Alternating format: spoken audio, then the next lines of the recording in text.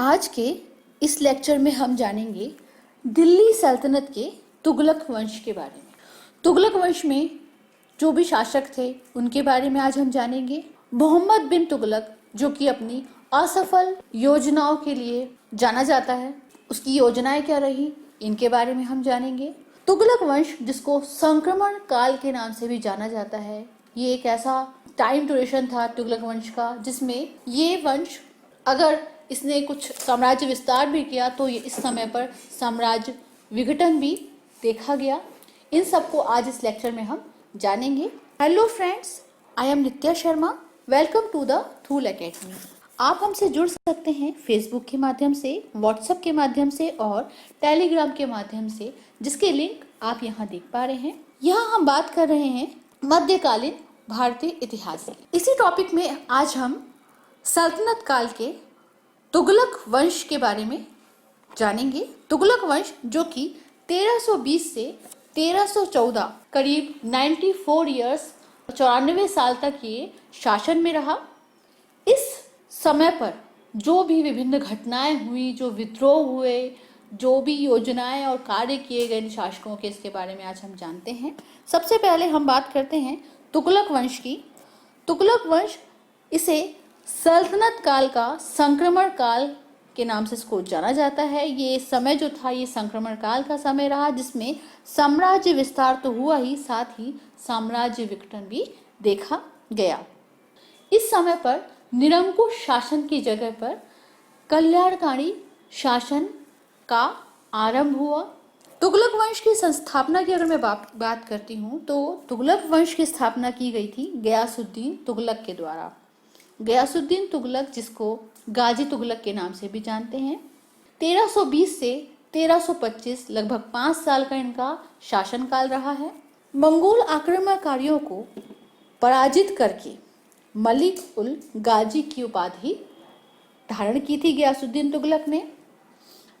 इसने अलाउद्दीन खिलजी के द्वारा, जो हमने जब खिलजी वंश में अलाउद्दीन खिलजी के बारे में जाना था, तो उसमें खिलजी वंश का जो शासक था अलाउद्दीन खिलजी, उसने घोड़े दागने और सेना के हुलिये को चेंज करने की उसने प्रथा शुरू की थी। उसको गयासुद्दीन ने भी लागू रखा और उस पर कठोर नियम लगाए गए थे, कठोरता से उसका पालन किया था। आर्थिक सुधार करने के लिए इसने बटाई पद्धति को लागू किया था। साथ ही जो भू राजस्व की अगर हम बात करते हैं तो भू राजस्व दर 1/3 कर दी गई थी। सिंचाई और नहरों का निर्माण किया गया था गयासुद्दीन तुगलक के द्वारा। ये दिल्ली सल्तनत का प्रथम सुल्तान था जिसने सिंचाई के लिए नहरों का निर्माण किया था। अगर देखा जाए तो प्रीलिम्स में भी आपके इस तरह से क्वेश्चन पूछे जाते हैं, पूछे गए भी हैं कभी। तो जो नहरों के निर्माण की अगर हम बात करते हैं तो प्रथम जो सुल्तान था गयासुद्दीन तुगलक, सिंचाई के लिए नहरों का निर्माण किया गया था। यातायात व्यवस्था को इसने व्यवस्थित किया था। डाक प्रणाली को मजबूत किया था। डाक प्रणाली गयासुद्दीन तुगलक के शासन के समय पर सर्वोच्च थी। ठीक है, तो जो ये कार्य किए गए थे गयासुद्दीन तुगलक के द्वारा, डाक प्रणाली को व्यवस्थित किया गया, यातायात व्यवस्था को व्यवस्थित किया गया, सिंचाई के नहरों का निर्माण किया गया, इजारेदारी व्यवस्था एवं ठेकेदारी व्यवस्था जो थी उस समय पर चली आ रही थी, उसको पूर्णतः बंद कर दिया गया, इस पर रोक लगा दी गई थी। शासन के नियंत्रण में भी ही सब कार्य किए जाते थे। किसी तरह का कोई ठेकेदारी व्यवस्था, किसी तरह की कोई इजारेदारी व्यवस्था उस समय पर नहीं थी।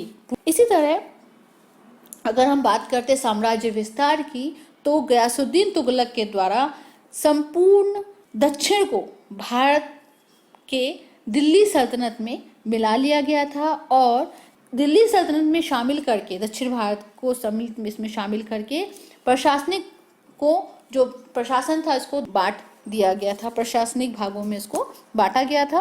अब अगर हम साम्राज्य विस्तार की बात करते हैं तो उसने कई अभियान भी चलाए थे, जिसमें अंतिम सैन्य अभियान की अगर मैं बात करूं तो जो अंतिम सैन्य अभियान था गयासुद्दीन तुगलक का, वो अब बंगाल का अभियान था, जिसमें उसने बंगाल में जो अव्यवस्था चल रही थी, अव्यवस्था को उसने नियंत्रण करने के लिए या उसको समाप्त करने के लिए ये अभियान चलाया था और इसमें वो सफल भी रहा। बंगाल अभियान में सफलता के बाद उसने एक आयोजन किया था, जिसको उसके पुत्र जूना खां ने आयोजित किया था। तो जो ये आयोजन था, ये तुगलकाबाद में एक समारोह रखा गया था, जिसका जो भी प्रबंधन था वो उसकी देखरेख में, जो उसका पुत्र था जूना खां, उसकी देखरेख में हो रहा था। यहाँ पर एक लकड़ी का मंडप बनवाया गया था और ऐसा कहा जाता है इसी मंडप के नीचे दबकर गयासुद्दीन तुगलक की मृत्यु हो गई थी। गयासुद्दीन की जो मृत्यु जब हुई थी, तो उसकी मृत्यु को लेकर इतिहासकारों में भी अलग अलग मतभेद रहे हैं।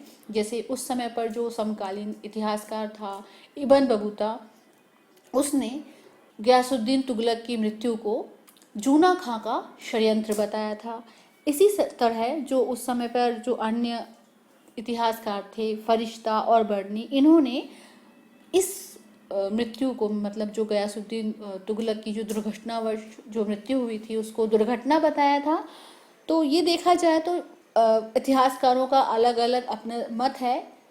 और गयासुद्दीन की दुर्घटनावश मृत्यु के बाद जो उसका पुत्र था महमूद बिन तुगलक, ये शासन में आया। ये करीब 1325 में शासन में आया और लगभग 1351 तक ये शासन में रहा।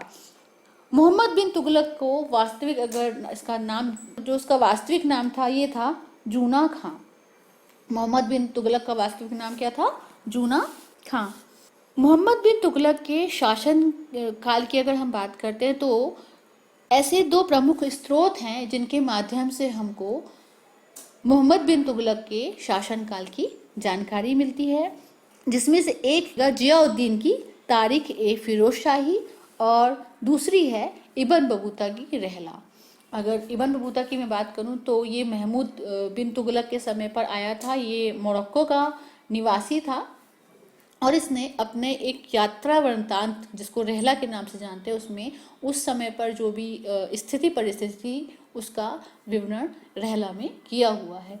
अगर देखा जाए तो जो भी सल्तनत काल और मुगल काल में जो लेखक हुए हैं, जो उनकी पुस्तकें हैं, उनका मैंने एक अलग से ही वीडियो बनाया हुआ है। उसको आप अगर एक दो बार और सुन लेंगे तो वो आपके मेंस में भी काम आएगा, अभी जो आप देने वाले हैं मेंस, उसमें काम आएगा। साथ ही अगर मैं प्रीलिम्स की बात करूं तो इस तरह से क्वेश्चन सीधे सीधे प्रीलिम्स में भी पूछे गए हैं, तो ये आपकी बहुत हेल्प करेगा।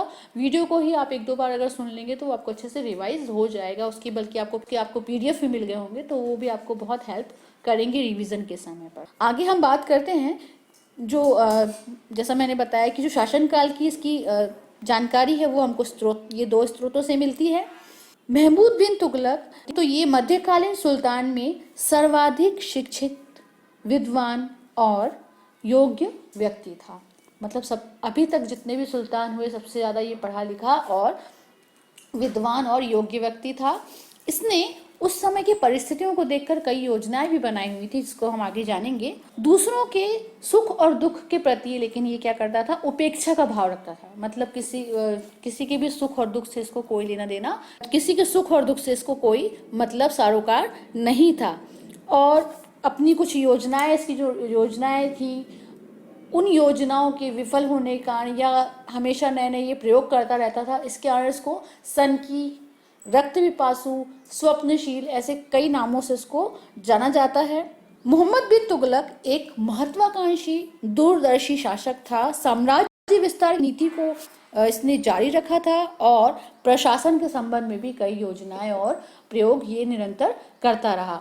आगे हम जानते हैं मोहम्मद बिन तुगलक ने क्या योजनाएं बनाई थी और किस प्रकार ये विफल होती रहीं। अगर देखा जाए तो मोहम्मद बिन तुगलक ने अपने शासनकाल में उस समय की जो परिस्थितियों को देखकर योजनाएं बनाई थी। ये अगर देखा जाए तो एक उसके तरह से सकारात्मक था कि वो प्रशासन में कुछ बदलाव चाहता था और कुछ सकारात्मक रूप से बदलाव चाहता था। लेकिन अगर हम ये कह सकते हैं कि दुर्भाग्यवश उसकी जो परिस्थिति थी उस समय पर अपोजिट हो जाती थी और इस कारण क्या होता था, जो उसकी योजनाएं हैं वो विफल हो जाती थी। ये योजनाएं जो थी वो इस प्रकार थी। सबसे पहले अगर हम जानते हैं, जो इसकी पहली योजना थी वो थी राजधानी परिवर्तन। मोहम्मद बिन तुगलक ने सबसे पहली जो योजना बनाई थी वो बनाई थी राजधानी को परिवर्तित करने की। अभी तक जो शासक हुए उनकी राजधानी क्या थी? उनकी राजधानी दिल्ली रहती थी। मोहम्मद बिन तुगलक ने राजधानी को दिल्ली से देवगिरी मतलब दौलताबाद में शिफ्ट कर दिया। ठीक है, और ये दौलताबाद जो था ये साम्राज्य का बीच का हिस्सा, मध्य का हिस्सा कहलाता था। मतलब यहाँ से दक्षिण भी पास पड़ता था और उत्तर का भी क्षेत्र पास पड़ता था, ये ऐसा क्षेत्र था। अगर देवगिरी की अगर बात करें तो देवगिरी में क्या हुआ, तो देवगिरी में जब इसने राजधानी परिवर्तित की तो जो भी वहाँ के अमीर थे, जो विद्वान थे, है ना, वो सब कहाँ आने लगे थे? फिर देवगिरी में शिफ्ट होने लगे। तो इससे क्या होने लगा कि जो देवगिरी का जो स्थान है वो उसको महत्व मिलने लगा। इसी के साथ ही दक्षिण में भी प्रभाव देखा गया। दक्षिण में जो वहाँ की मुस्लिम संस्कृति थी वहाँ पे वो विकसित होने लगी। और इसी प्रकार दक्षिण का अगर मैं बात करूँ तो दक्षिण में बहमनी साम्राज्य को इससे अपने आप को विस्तारित करने का, या हम ये कह सकते हैं कि बहमनी साम्राज्य का जो उदय था वो राजधानी परिवर्तन का ही परिणाम था, जिसने बहमनी साम्राज्य के उदय को फलीभूत किया था। इसकी जो दूसरी योजना थी वो थी दोआब में कर वृद्धि। दोआब का जो क्षेत्र था, जो कृषि इत्यादि का जो क्षेत्र था, वहां पर इसने कर वृद्धि कर दी थी। ठीक है, जो गंगा के पास का जो क्षेत्र था, उत्तर दोआब क्षेत्र बोलते हैं, वहां पर इसने क्या किया था? कर वृद्धि कर दी थी। साथ ही जो कृषि संबंधित क्षेत्र थे वहां पर वहां कर वृद्धि कर दी थी। करीब 50% करों में वृद्धि कर दी थी। साथ ही कुछ अन्य नए कर भी लगाए थे। लेकिन जिस समय पर महमूद बिन तुगलक ने कर की वृद्धि की थी, उसी समय पर क्या हुआ कि भयंकर अकाल हो गया। और भयंकर अकाल से क्या हुआ कि जो पैदावार थी, कृषि की पैदावार थी, वो प्रभावित होने लगी। तो अकाल की स्थिति में क्या हुआ, जब पैदावार प्रभावित होगी, पैदावार प्रभावित होने से जो किसान वर्ग था वो 50% कर देने में सक्षम नहीं था। साथ ही इस समय पर क्या हो गया था, महामारी का भी प्रकोप उस समय पर देखा गया था, जिससे लोग बहुत परेशान थे। लेकिन अगर मैं कर की बात करती हूँ तो उस समय पर क्या हो गया था, फिर जबरन कर वसूला जा रहा था। ठीक है, जो प्रशासन में कर के लिए जिनको नियुक्त किया गया था उनके द्वारा जबरन वसूली की जा रही थी, जिससे जनता में विद्रोह पनपने लगा। और ये विद्रोह ही एक कारण बना जो कि मोहम्मद बिन तुगलक की जो दूसरी योजना थी, दोआब में इसने जो कर वृद्धि लगाई थी, उसकी योजना ये विफल रही। किस कारण से? एक तो भयंकर अकाल उस समय पर आ गया था, जबरन कर वसूला जा रहा था, जिससे जनता में एक रोष आ गया और उन्होंने विद्रोह कर दिया। परिणाम स्वरूप महमूद बिन तुगलक ने योजना को रद्द कर दिया और ये योजना विफल रही। हालांकि हम आगे जानेंगे जिसमें महमूद बिन तुगलक ने कृषि संबंधी कुछ सुधार भी किए हैं। उसने एक नए विभाग की, अकाल पीड़ितों के लिए नई व्यवस्था की, कृषि संबंधित सुधार के लिए एक नए विभाग की स्थापना की। मोहम्मद बिन तुगलक की अन्य जो योजना है उसमें एक और योजना है, तीसरी योजना जो थी वो थी सांकेतिक मुद्रा प्रचलन। सांकेतिक मुद्रा प्रचलन की अगर मैं बात करूं तो ये एक तरह से सांकेतिक मुद्रा थी, एक प्रतीक के रूप में एक मुद्रा होती थी, जिसका अगर मैं एग्जाम्पल की बात करती हूँ तो ये मोहम्मद बिन तुगलक ने ईरान और चीन से प्रभावित होकर, जब वहाँ पर ये मुद्राएं चल रही थी, उनसे प्रभावित होकर अपने राज्य में भी इसको इम्प्लीमेंट करना चाहा, इसको चलाना चाहा। जिसके लिए सबसे पहले उसने क्या किया था कि सांकेतिक और प्रतीकात्मक सिक्कों का प्रचलन चलाने की उसने कोशिश की थी। जैसा आप यहाँ पिक में देख पा रहे होंगे, इसमें पीतल और तांबे मतलब मिश्रित धातुओं का इसने प्रयोग किया था। किसका? पीतल और तांबे से निर्मित धातुओं को मिलाकर, क्योंकि उस समय पर क्या था कि जो चांदी थी वो आयात की जाती थी और चांदी महंगी पड़ती थी। तो उसने एक सॉल्यूशन क्या निकाला कि दो धातुएं मिला ली जाएं, पीतल और तांबे की, इससे एक नए सिक्कों का निर्माण किया जाए। तो सिक्का ढालने के लिए लेकिन क्या था, राज्य पर नियंत्रण नहीं था। बनाए थे पीतल और तांबे के, उसका मूल्य किसके बराबर रख दिया था? चांदी के सिक्कों के बराबर। और राज्य का भी कोई नियंत्रण नहीं था सिक्के में। तो हो क्या रहा था कि जो टकसाल थे, टकसाल जहाँ पर सिक्के बनाए जाते, जहाँ से सिक्के छापे जाते हैं, तो ऐसे जो जाली टकसाल थे, जाली टकसाल बनने लगे थे और इन्हीं जाली टकसाल से नकली सिक्के भी बनने लगे थे। क्योंकि पीतल और तांबा ऐसी धातुएं थीं कि वो आसानी से उपलब्ध हो जाती थी। यहाँ तक कि उस समय पर ये कहा जाता है कि लोगों ने घरों में भी सिक्कों को ढालना शुरू कर दिया था। तो इस तरह की स्थिति हो गई थी कि कोई भी आसानी से सिक्के ढाल देता था। तो नकली सिक्के उस समय पर बहुत मात्रा में देखे गए। और फिर क्या होता था, जैसे लगान की अगर मैं बात करूं तो लगान वसूला जाता था। तो अब लगान की पूर्ति किसके माध्यम से की जाने लगी थी?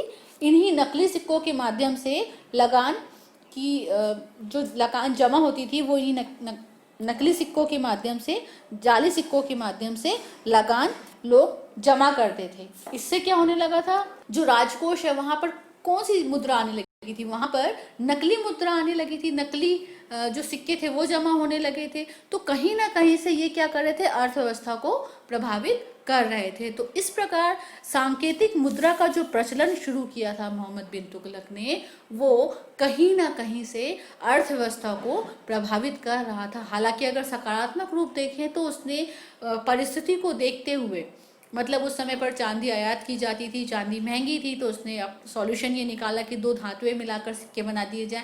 लेकिन अपोजिट क्या हुआ कि जो राज्य व्यवस्था थी, या हम ये कह सकते हैं कि जो उस समय में प्रशासनिक व्यवस्था थी, तो वहां पर क्या होने लगा था, नियंत्रण ना होने की वजह से जाली टकसाल बनने लगे थे और नकली सिक्के बनने लगे थे। तो इस तरह से जो ये योजना थी ये भी एक तरह से विफल हो गई।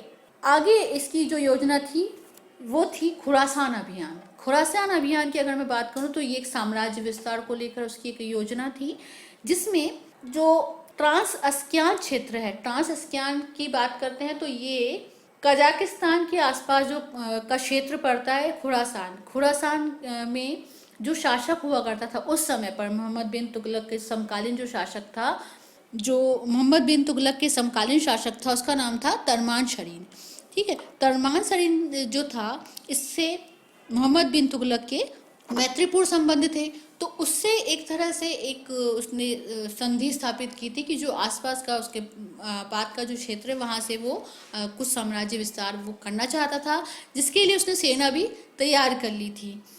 लेकिन क्या हुआ, जो साम्राज्य विस्तार के क्षेत्र उसने सेना वगैरह भी तैयार कर ली थी, लेकिन हुआ ये कि जैसे ही वो कूच करने वाला था सेना को लेकर, तो उस समय पर ही जो खुरासान का अभी तक शासक रहा, जिससे मोहम्मद बिन तुगलक का एक मैत्रीपूर्ण संबंध था, वो शासन से, सत्ता से हट गया।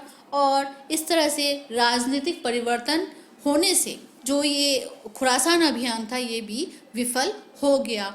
और इस तरह से जो ये चौथी योजना थी मोहम्मद बिन तुगलक की, इस खुरासान अभियान, ये एक तरह से विफल हो गई। उसके बाद मोहम्मद बिन तुगलक का जो पांचवा अभियान था ये था कराचील अभियान। कराचील अभियान में जो, अगर मैं उद्देश्य की बात करती हूँ तो उसके दो उद्देश्य थे। एक था चीन आक्रमणकारियों से सुरक्षा करना, और दूसरा उद्देश्य था पहाड़ी क्षेत्र पर अपना नियंत्रण स्थापित करना। कराचील की अगर मैं बात करती हूँ तो ये पहाड़ी क्षेत्रों का से लगा हुआ क्षेत्र था, जिसमें हिमाचल और उत्तराखंड में ये स्थित था। और इस क्षेत्र पर अपना अधिकार करने के उद्देश्य से इसने ये अभियान चलाया था। लेकिन जो ये क्षेत्र था, यहाँ पर पहाड़ी क्षेत्र होने से यहाँ ये जो क्षेत्र था, ये सर्दी और बर्फीले तूफानों में, पहाड़ी क्षेत्र होने से सर्दी और बर्फीले तूफानों से सेना को क्षति पहुंचती है इस अभियान के दौरान। देखो, चूंकि क्या है, ये हिमालय क्षेत्र था, मतलब उत्तराखंड और हिमाचल का जो क्षेत्र था। अब यहाँ पर जो सर्दी के समय पे क्या होता था कि भारी बर्फ के तूफान और सब के कारण जो सेना थी वो ज़्यादा समय तक टिक नहीं पाई। और कुछ इतिहासकारों का ये भी कहना है कि जो मोहम्मद बिन तुगलक था वो करीब 10,000 सेना को लेकर वहाँ पर गया हुआ था, लेकिन जब वापस आई जो सेना, वो करीब बस 10 सेना ही वापस आ पाई थी। तो इस प्रकार से अपार जन धन की हानि हुई थी उसको कराचील अभियान के दौरान। और इस प्रकार उसकी ये सेना, माफ़ कीजिएगा, इस प्रकार जो कराचील अभियान था वो भी एक तरह से असफल रहा। इस प्रकार मोहम्मद बिन तुगलक ने जो योजना बनाई थी वो स्थिति परिस्थिति के हिसाब से विफल रही। हालांकि उसकी सोच जो थी वो सकारात्मक रूप से थी, लेकिन कहीं ना कहीं वो विफल ही रही है। तो इस कारण से उसको सन की या स्वप्नशील व्यक्ति भी कहा जाता है। हालांकि मोहम्मद बिन तुगलक के द्वारा कई प्रशासनिक सुधार भी किए गए, जिनमें से प्रथम था कृषि सुधार। जैसा कि हमने जाना कि जो दोआब क्षेत्र में वृद्धि जब उसने की थी, तब उस समय पर भारी अकाल पड़ गया था, और इसी को ध्यान में रखते हुए उसने कुछ कृषि सुधार के लिए भी कई प्रशासनिक सुधार किए, जिसमें से एक था कि जब उस समय पे अकाल पड़ा था तो अकाल पीड़ितों की सहायता के लिए उसने क्या किया था, राहत शिविर की स्थापना की थी। और जो किसान होते थे, किसानों के लिए उसने अग्रिम ऋण, जिसको तकावी कहते हैं, उसकी व्यवस्था की थी। कृषि विस्तार और सुधार के लिए दीवान ए अमीर को ही की स्थापना की थी। इस प्रकार कृषि संबंधी मोहम्मद बिन तुगलक के द्वारा सुधार किए गए थे। इसके साथ ही वो समय समय पर कृषकों को राहत देने के लिए बीज, बैल दिलवाता था, सिंचाई के लिए कुएं खुदवाए और पुनर्वास की भी सुविधा प्रदान की थी। अकाल के लिए उसने अकाल संहिता तैयार की थी, एक नियमावली तैयार की थी कि जब भी अकाल पड़ेगा तो ये जो भी नियम उसने बनाए थे अकाल संहिता के नाम से, अन्य आपूर्ति करवाई गई थी राहत के शिविर के जरिए। तो इस प्रकार किसानों के लिए उसने इस प्रकार कृषि संबंधी उसने सुधार किए थे। कृषि संबंधी सुधार के अलावा उसने जो अन्य सुधार किया था वो था धार्मिक नीति पे सुधार किए थे। धार्मिक नीति के अंतर्गत मोहम्मद बिन तुगलक जो था, ऐसा सुल्तान था ये कि इसने हिंदुओं और गैर मुसलमानों को भी प्रशासन में स्थान दिया हुआ था। इसके समय पर जो ये सुल्तान था ये सभी धर्म को अनुदान देता था, संतों और विद्वानों को भी इसने संरक्षण दिया हुआ था। इसके शासनकाल में जो जैन संत थे, जिन प्रभा, उनको इसने सम्मान दिया था। कई विद्वान थे, जैसे राजशेखर जो कि जैन विद्वान था राजशेखर, उसको संरक्षण प्रदान किया था। इस प्रकार सभी धर्म को ये अनुदान प्रदान करता था, संतों और विद्वानों को संरक्षण प्रदान करता था। मोहम्मद बिन तुगलक पहला ऐसा सुल्तान था जिसने पीर दरगाह मकबरे की प्रथा को शुरू किया हुआ था। ये प्रथम सुल्तान था जिसने अजमेर स्थित ख्वाजा मुइनुद्दीन चिश्ती की दरगाह तथा बहराइच में सलास मसूद गाजी के मकबरे का दर्शन किया था। तो इस प्रकार जो प्रशासनिक सुधार की अगर मैं बात करूं तो इसमें कृषि संबंधी सुधार किए थे और धार्मिक नीति में भी कई सुधार किए गए थे। मोहम्मद बिन तुगलक ने अपने साम्राज्य को विस्तार करने के लिए भी कई नीति बनाई थी, साम्राज्य विस्तार नीति बनाई थी, जिसमें पश्चिम से कलानून और पेशावर को जीता था। हालांकि अगर देखा जाए तो महमूद बिन तुगलक को भी एक बड़ा साम्राज्य प्राप्त हुआ था, लेकिन उसने उसको और बढ़ाया, जिसमें से पश्चिम से कलातून से लेकर पेशावर तक उसने जीता था। जैसे आप ये पूरा एक मैप देख पा रहे होंगे, यहाँ पर साम्राज्य का विस्तार किया था। दक्षिण के मालाबार को प्रत्यक्ष रूप से सम्मिलित कर लिया था अपनी राजधानी, माफ कीजिएगा, अपने राज्य में मालाबार तक के क्षेत्र को प्रत्यक्ष रूप से शामिल कर लिया था। जैसे ये आप जो कवर क्षेत्र देख रहे होगे ना, ये पूरा जो क्षेत्र है पिंक में है, ये पूरा जो क्षेत्र है ये तुगलक क्षेत्र, तुगलक एम्पायर के रूप में जाना जाता है। मतलब ये इस क्षेत्रीय साम्राज्य का विस्तार था, इतने क्षेत्रों में साम्राज्य स्थापित था। दक्षिण भारत में सबसे ज्यादा विद्रोह का सामना करना पड़ा। जब राजधानी परिवर्तन किया था महमूद बिन तुगलक ने, तो उस समय पे ही बहमनी साम्राज्य का उदय होना शुरू हो गया था। तो इस प्रकार जो ये बहमनी साम्राज्य था वो देवगिरी से दौलताबाद का जो क्षेत्र था वहां से ही ये अपना तरह से कंट्रोल करना शुरू कर रहा था। तो दक्षिण भारत में जो विद्रोह की अगर मैं बात करूं तो सबसे ज्यादा जो विद्रोह का सामना करना पड़ा था महमूद बिन तुगलक को, वो दक्षिण से सामना करना पड़ा था। इसके समय पर विद्रोह भी शुरू हो गया था, क्योंकि जो अमीर इत्यादि थे, अमीर कुलीन वर्ग थे, वो इससे नाराज थे। वो क्यों नाराज थे इसको हम आगे जानेंगे। प्रशासनिक पदों में नियुक्ति को लेकर इसने जो नीति निकाली थी उससे कुलीन अमीर वर्ग में विद्रोह था। नीति क्या थी? इसने प्रशासन में कुलीनता के स्थान पर योग्यता को महत्व दिया था। मतलब जो उससे पहले के जो सुल्तान थे वो क्या करते थे कि जो अमीर वर्ग है, जो कुलीन वर्ग है, वहाँ से लोग नियुक्त किए जाते थे। लेकिन महमूद बिन तुगलक एक ऐसा सुल्तान था जिसने कुलीनता के स्थान पर योग्यता को महत्व दिया था, और यही कारण था कि जो प्रशासनिक पदों पे नियुक्ति होती थी उसको लेकर कुलीन अमीर वर्ग में विद्रोह देखा गया। और यही विद्रोह धीरे धीरे करते एक साम्राज्य के विघटन का कारण बनता गया, जिसमें क्या हुआ था कि जो अलग अलग प्रांत में जो नियुक्त थे वो अपने आप को स्वतंत्र घोषित कर रहे थे। जो सूबेदार हुआ करते थे वो अपने आप को स्वतंत्र घोषित कर रहे थे। तो इस प्रकार से साम्राज्य विघटन की अगर मैं बात करूं तो इसी समय पर होना शुरू हो गई थी। जानते हैं कि महमूद बिन तुगलक के समय पर क्या क्या कौन कौन से विद्रोह हुए थे। सबसे पहले विद्रोह की अगर मैं बात करती हूँ तो इसमें 1326 से 1327 में सागर के गवर्नर बहाउद्दीन गुरुशस्प ने विद्रोह किया और उसी समय मुल्तान के किशलू खान ने भी विद्रोह कर दिया था। तो इस प्रकार जो मध्य भारत है वहां पर विद्रोह देखा गया। इसके बाद दूसरा जो विद्रोह हुआ 1336 में, ये हरिहर बुक्का के द्वारा विजयनगर साम्राज्य घोषित कर दिया गया। एक विजयनगर साम्राज्य की स्थापना की अगर मैं बात करती हूँ तो ये हरिहर बुक्का के द्वारा की गई थी। हरिहर बुक्का जो कि महमूद बिन तुगलक काम्पिली विजय के दौरान ये दोनों को बंदी बनाया हुआ था और इन दोनों को हरिहर बुक्का को दक्षिण में नियंत्रण करने के लिए भेजा था। लेकिन हुआ क्या, जब ये दक्षिण में गए तो इन्होंने खुद को स्वतंत्र घोषित कर दिया और साथ ही विजयनगर साम्राज्य की स्थापना कर दी। ठीक है, तो ये दूसरा विद्रोह हो गया। विजयनगर साम्राज्य की स्थापना हरिहर बुक्का के द्वारा की गई। तीसरा विद्रोह जो कि 1338 से 1339 मतलब 1338 से 39 के मध्य की बात है। उस समय पर मलिक हाजी के द्वारा स्वतंत्र बंगाल प्रांत की स्थापना की गई। बंगाल में जो कि एक कंट्रोल के उस प्रकार 1338 के लगभग मालिक हाजी इल्तियास द्वारा स्वतंत्र बंगाल प्रांत की स्थापना हो गई। तो इस प्रकार जो मुख्य मुख्य प्रांत थे ये अपने आप को स्वतंत्र घोषित करते हुए एक सेपरेट होते जा रहे थे, है ना। तो अभी तक जो दिल्ली सल्तनत की अगर मैं बात करूँ तो वो एक एकीकरण था अपने आप को, उसने राज्यों की जो व्यवस्था थी वो साम्राज्य था, लेकिन अब वो क्या होता धीरे धीरे विकसित होने लगा था। चौथा जो विद्रोह हुआ वो था बहमनी साम्राज्य की स्थापना को लेकर। बहमनी साम्राज्य की स्थापना 1347 में हसन गंगू के द्वारा की गई।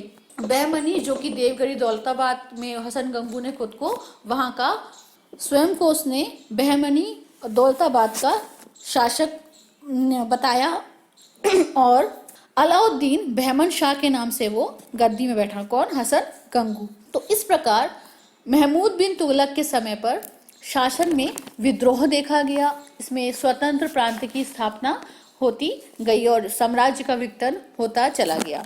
तो इस प्रकार बहमनी साम्राज्य जो था दौलताबाद में उत्तर प्रदेश को कंट्रोल कर रहा था। इसी प्रकार विजयनगर जो साम्राज्य था वो दक्षिण भारत को कंट्रोल कर रहा था। जैसे कि आप यहाँ पे मैप में देख पा रहे होंगे, जो ये विजयनगर है, विजयनगर जो पूरा जो ग्रीनिश एरिया है ये विजयनगर साम्राज्य है और जो ये पूरा ऊपर आप देख रहे होंगे क्षेत्र जो उत्तर भारत का क्षेत्र था ये दौलताबाद क्षेत्र था। तो इस प्रकार जो प्रभाव की अगर मैं इस प्रकार दिल्ली सल्तनत में महमूद बिन तुगलक के समय पर दो बड़े साम्राज्यों की स्थापना हुई।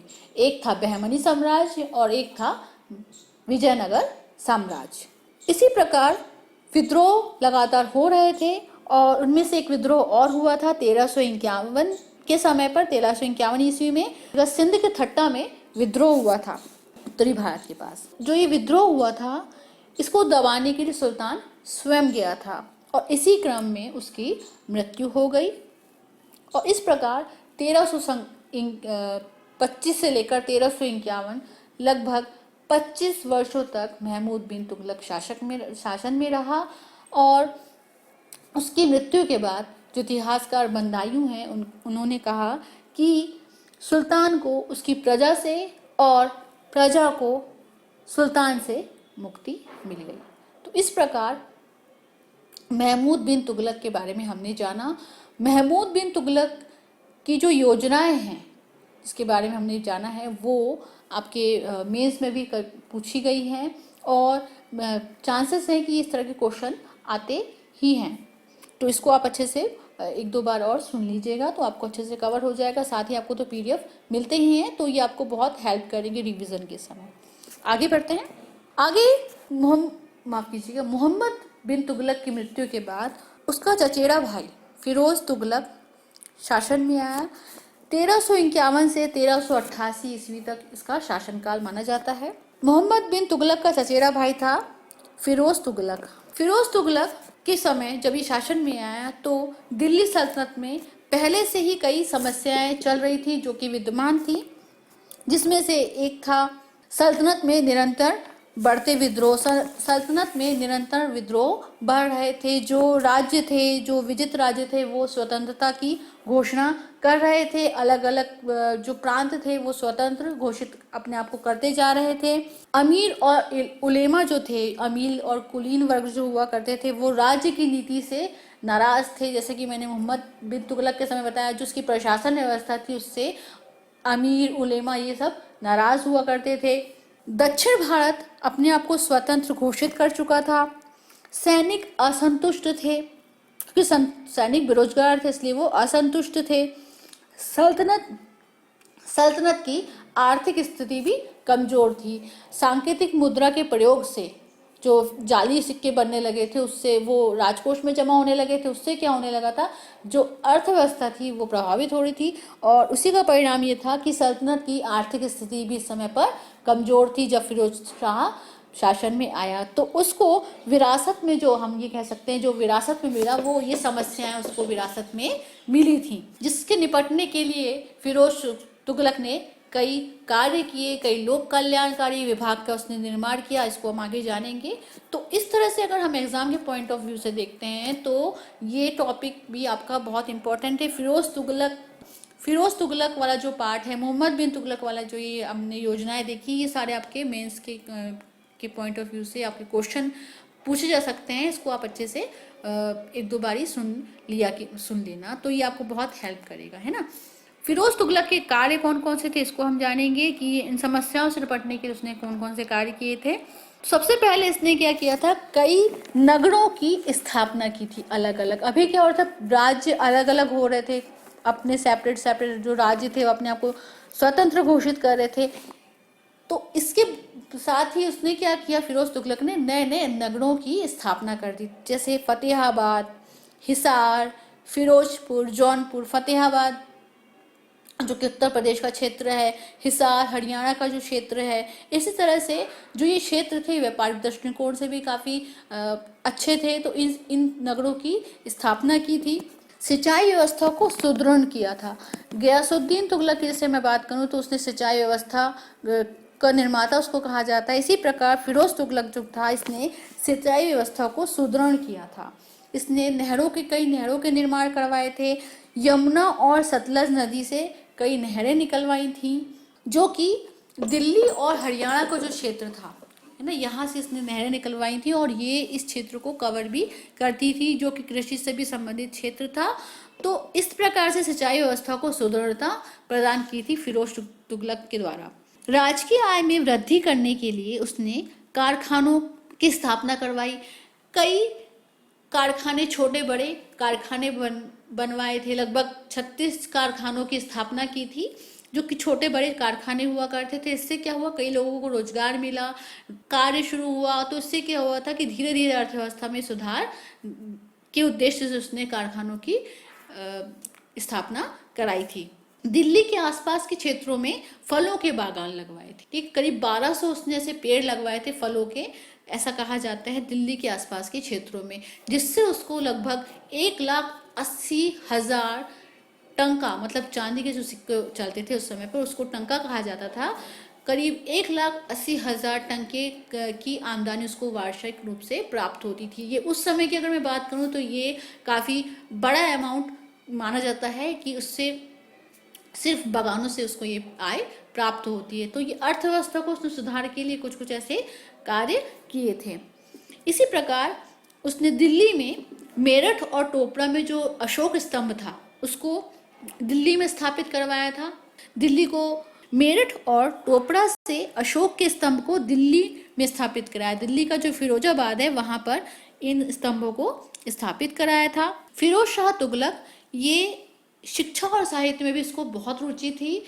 फिरोज शाह तुगलक के द्वारा अपनी आत्मकथा उसने स्वयं लिखी थी, जिसको फतूहात ए फिरोज शाही के नाम से जाना जाता है। अपनी आत्मकथा फतूहात ए फिरोज शाही की रचना फिरोज शाह के द्वारा की गई थी।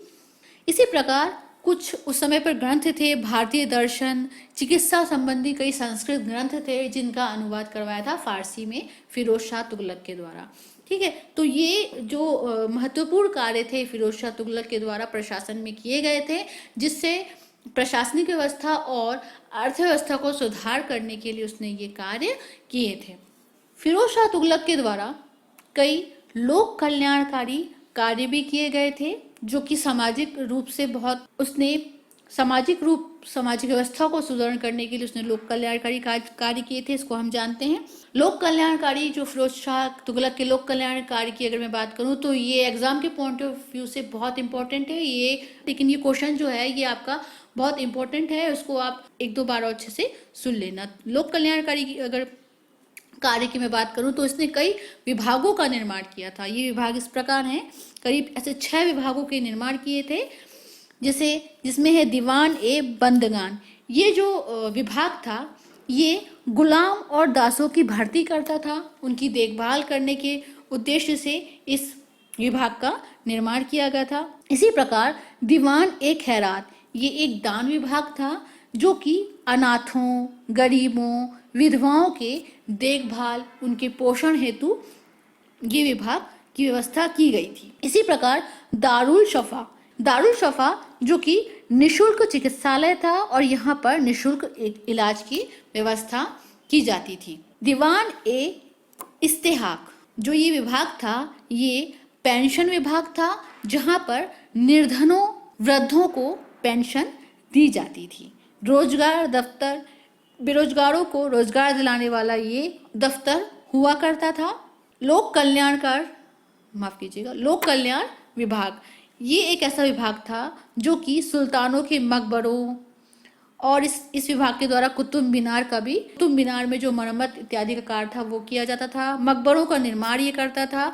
इसी प्रकार जो निर्माण और मरम्मत का कार्य है वो लोक कल्याण विभाग के द्वारा किया जाता था। तो इस प्रकार फिरोज शाह तुगलक के द्वारा लोक कल्याणकारी ये विभागों की स्थापना की गई, जिनके कार्य हमने देखे। इस प्रकार ये कार्य थे। इस प्रकार अपने लोक कल्याणकारी कार्यों के कारण फिरोज शाह तुगलक को सल्तनत काल का अकबर भी कहा जाता है। परंतु जो उसके सारे कार्य थे वो किससे प्रेरित थे? धर्म से प्रेरित थे, मुसलमानों तक ही सीमित थे, जिसे सामाजिक असंतोष भी इसमें देखा गया है। और इस प्रकार अगर हम देखें तो उसकी जो तुष्टीकरण की नीति थी उससे विद्रोह हालांकि कम हो गए थे।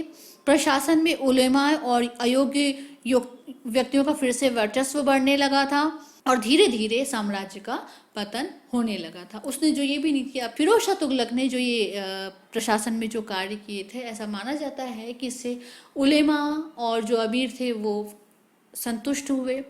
विद्रोह हालांकि कम हुए लेकिन सामाजिक असंतोष भी देखा गया। और इस प्रकार से अगर देखा जाए तो कहीं ना कहीं फिर से कहीं से साम्राज्य का भी पतन होना शुरू हो गया था। हालांकि मोहम्मद बिन तुगलक के समय से विद्रोह तो चल ही रहे थे, तो इस समय पर इसने सिर्फ जो अर्थव्यवस्था थी उसको सुधारने की कोशिश की थी। 1388 ईस्वी में फिरोज शाह तुगलक की मृत्यु हो गई और उसके जो ज्येष्ठ पुत्र थे तुगलक शाह शासन में आए। करीब 1388 से 1389 एक साल ये शासक में रहे, क्योंकि उस समय पर क्या था, अमीर और दासों के द्वारा सत्ता में षड्यंत्र, उत्तराधिकार संबंधित संघर्ष देखे गए, वित्तीय संकट था और इन सब के कारण ये ज़्यादा समय तक शासन नहीं कर पाए। इसके बाद शासन में आए अबुबकर शाह। ये भी 1389 से 1390 ईस्वी तक शासन में रहे। अबुबकर के बाद मोहम्मद शाह शासन में आए। ये 1390 से 1394 लगभग 4 साल तक ये शासन में रहे। मोहम्मद शाह के बाद महमूद शाह करीब 1394 से 1412 तक शासन में रहे। महमूद शाह तुगलक वंश का अंतिम शासक हुआ। इस प्रकार अगर देखा जाए तो फिरोज शाह तुगलक के बाद जो साम्राज्य था वो धीरे धीरे उसका पतन होने लगा। जो अमीर और उलेमा थे उन्होंने षड्यंत्र करके उत्तराधिकारी संबंधी जो संघर्ष देखे गए, उस समय वित्तीय संकट देखे गए, इन सब ने साम्राज्य को कमजोर कर दिया। और इस प्रकार जो फिरोज शाह तुगलक के जो बाद में शासक थे वो भी ज़्यादा समय तक शासन नहीं कर पाए।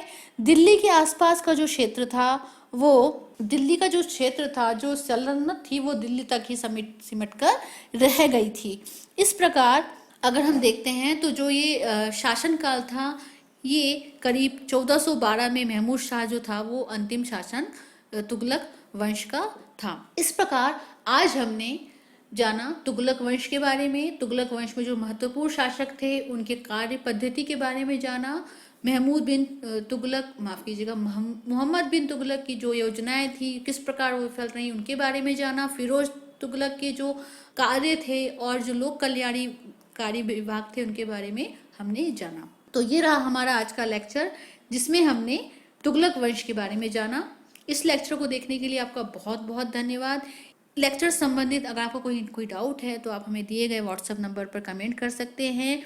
दिए गए टेलीग्राम से आप हमसे जुड़ सकते हैं, जिसमें मैं अभी प्रीलिम्स के लिए भी कुछ क्वेश्चन पोस्ट करती रहती हूँ। आगे के लेक्चर में हम बात करेंगे सैयद वंश की और लोदी वंश की। मिलते हैं हम अगले लेक्चर में जिसमें हम सैयद वंश और लोदी वंश के बारे में जानेंगे। तब तक के लिए जय हिंद, जय भारत।